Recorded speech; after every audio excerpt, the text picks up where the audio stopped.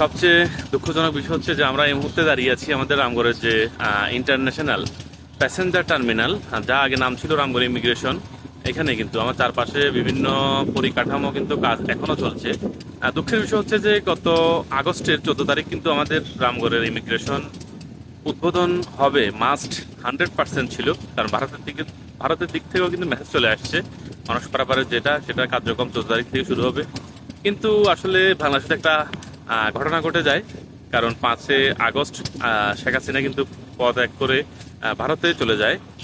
এরপরে কিন্তু দেশের যে টালমাটাল অবস্থা, এই কারণে এটা পিছিয়ে গেছে। আর হয়তো কখন হবে তারও কিন্তু কোনো নির্দিষ্ট তথ্য অথবা সময় বলা যায় না। তার কারণ হচ্ছে যে দেশের এখন যে টালমাটাল অবস্থা, পরিস্থিতি যদি স্থিতিশীল হয় তাহলে হয়তো সম্ভবত চালু হতে পারে ইমিগ্রেশন, ধারণা করা হচ্ছে।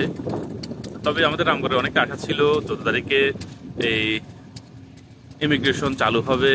হয়তো অনেকেই প্ল্যান প্রোগ্রাম করেছিলেন কাজ দিয়ে, কিন্তু ভারতে ঢুকে যাবে, বিভিন্ন জায়গায় যাবেন, অনেক কিছুই কিন্তু পরিকল্পনা ছিল। কিন্তু পরিকল্পনার বাইরে কিন্তু যে সরকার ছিল আওয়ামী লীগের সরকার, সেটা কিন্তু পতন হয়ে যায় বলা যায়। আর শেখ হাসিনা তো ভারতে চলে গেল। তবে আসলে নির্দিষ্ট কোনো সময় বলা যাচ্ছে না কখন চালু হয়। তবে কাজ কিন্তু এখনো চলতেছে, কিন্তু এখানে স্থলবন্দরের কাজ, পাশাপাশি ইমিগ্রেশনের বিভিন্ন স্থাপনা, অনেক কাঠামোর কিন্তু কাজ চলতেছে কিন্তু। আর আমার পিছনে কিন্তু ভারত বাংলাদেশ বর্ডার, পিছনে ফেনী নদী। একটা কথা বলে রাখি, এখানে মনে হয় পানি উঠছে নাকি? হ্যাঁ, এখানে কিন্তু পানি উঠছিল বন্যার সময়।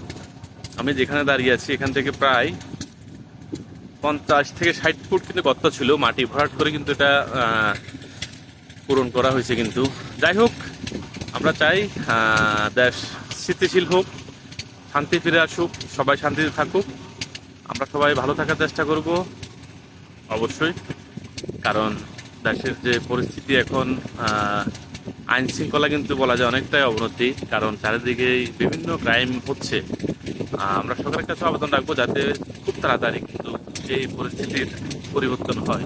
আর আমরা আশা রাখবো ভারত বাংলাদেশের যে বন্ধুত্ব সম্পর্ক, হয়তো সেটা টিকে থাকবে, হয়তো সামনে আরো ভালো কিছু হবে। আর আমাদের এই ইমিগ্রেশনও উদ্বোধন হবে। আমরা হয়তো বিভিন্ন কারণে হয়তো ট্রাভেল অথবা চিকিৎসা, ব্যবসা বাণিজ্য, বিভিন্ন আমাদের আত্মীয় স্বজন অনেকের রয়েছে, দেখা করার একটা সুযোগ থাকলো, এই আর কি।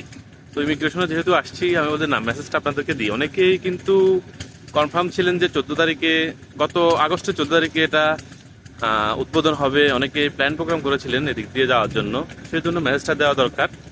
আর একটা সবচেয়ে মিরাক্কেল বিষয় হচ্ছে যে আমাদের ইমিগ্রেশন কিন্তু গত 2 থেকে 3 বছর উদ্বোধন হচ্ছে প্রতি মাসে মাসে। সেই হতেই কিন্তু 14 আগস্টের আগে বন্দর চেয়ারম্যান এসেছিলেন এখানে, বাংলাদেশের যে বন্দর চেয়ারম্যান, উনি এসে কিন্তু ঘোষণা করে গিয়েছিলেন। কিন্তু এরপরে কিন্তু নির্দিষ্ট সময় ঠিক করা হয় যে 14 তারিখ, সেই 14 তারিখে উদ্বোধন হবে, কিন্তু আর হলো না। যাই হোক, সবাই ভালো থাকুন, সুস্থ থাকুন। যদি উদ্বোধনের কোনো সময়সূচি হয় সেই খবর অবশ্যই আমি দিব। যেহেতু আমার এটা ট্রাভেল পেজ, এখানেই আপনাদের বিনোদন, বিভিন্ন ভালো তথ্য শেয়ার করার চেষ্টা করি। আর একটা জিনিস বলে রাখি, যাকে বেশিরভাগ আমার সাথে দেখা যায়, মাই স্মল প্রো নিশান কিন্তু সাথে আছে। আমরা দুজন একটু ট্রাভেলে আসছি, এখানে ঘুরতেছি বলা যায়। ভালো থাকুন সবাই।